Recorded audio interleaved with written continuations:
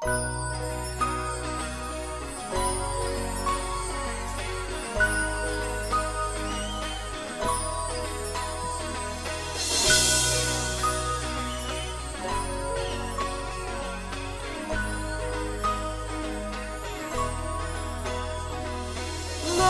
Thagisu Yeningtha Lei, Naken Thagisu Yeningtha Lei, Kapliva anang nawasu, mamana thêm thare, nauk suni say sa tuna, duksina kon thare. Aigi hangatiya thamoise nangna karamkan mensin bidauriba sarangla aigi omsagla thamoise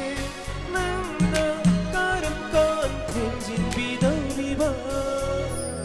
Yeningtha nomju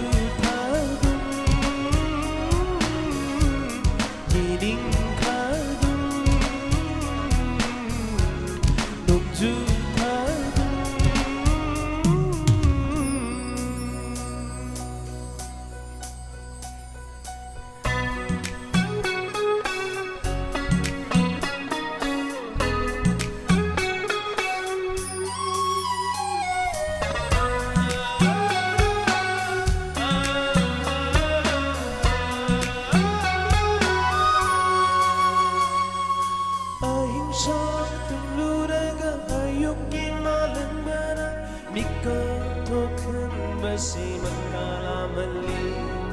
Mangluman manglana Magisat manglana Tai bangdanin siya Masih tamoy nauhali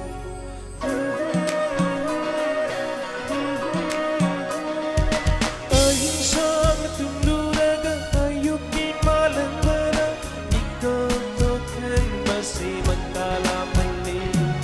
Mangluman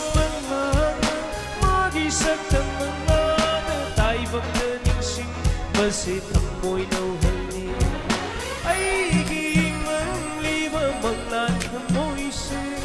Nangna karamkan Mikap tokan tauriba Sarangla Aigi omsagla tamoy se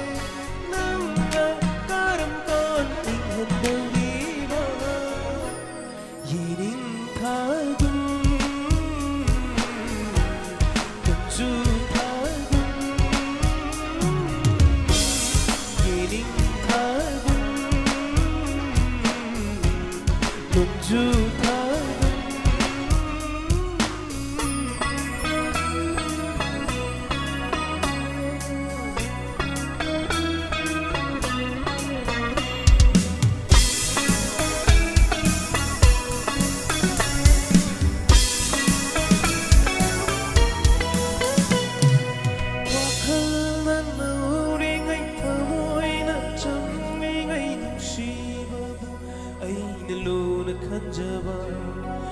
Paisao na wakal sina kamaltao na nungsiba na wakal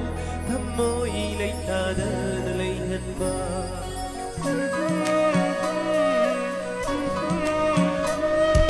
Wakal man na uring ay tamoy na tambing ay nungsiba mo Ay nalunan kanjaba Di paisao na wakal sina kamaltao na nungsiba na wakal Tamoy lay tada na layhan ba Aiging ipaisaw pag nawakal se Nangna karamkan Kensin bidauriba Sarangla aigi omsagla tamoy se Nangna karamkan Inghan tauriba Yeningtha nomju